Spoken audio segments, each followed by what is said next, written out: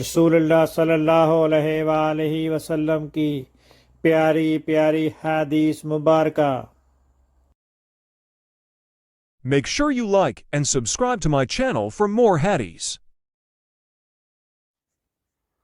امام مالک نے خبر دی، انہیں ابو بکر کے غلام سمی نے، انہیں ابو صالح نے اور انہیں ابو ہریرہ رضی اللہ عنہ نے کہ رسول اللہ صلی اللہ علیہ وسلم نے فرمایا، یہ جو شخص دن بھر میں 100 مرتبہ یہ دعا پڑھے گا، ترجمہ، نہیں ہے کوئی معبود سوا اللہ تعالیٰ کے، اس کا کوئی شریک نہیں، ملک اسی کا ہے اور تمام تعریف اسی کے لیے ہے، اور وہ ہر چیز پر قادر ہے، تو اسے 10 غلام آزاد کرنے کے برابر ثواب ملے گا، 100 نیکیاں اس کے نامہ اعمال میں لکھی جائیں گی اور 100 برائیاں اس سے مٹا دی جائیں گی۔ اس روز دن بھر یہ دعا شیطان سے اس کی حفاظت کرتی رہے گی تاکہ شام ہو جائے اور کوئی شخص اس سے بہتر عمل لے کر نہ آئے گا مگر جو اس سے بھی زیادہ یہ کلمہ پڑھ لے۔ صحیح بخاری حدیث نمبر 3293۔ بسم اللہ الرحمن الرحیم۔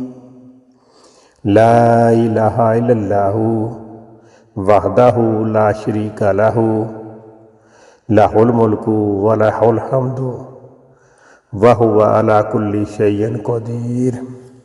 اللہ تعالیٰ اس کے چہرے کو روشن کرے جو حدیث مبارکہ سن کر آگے پہنچائے۔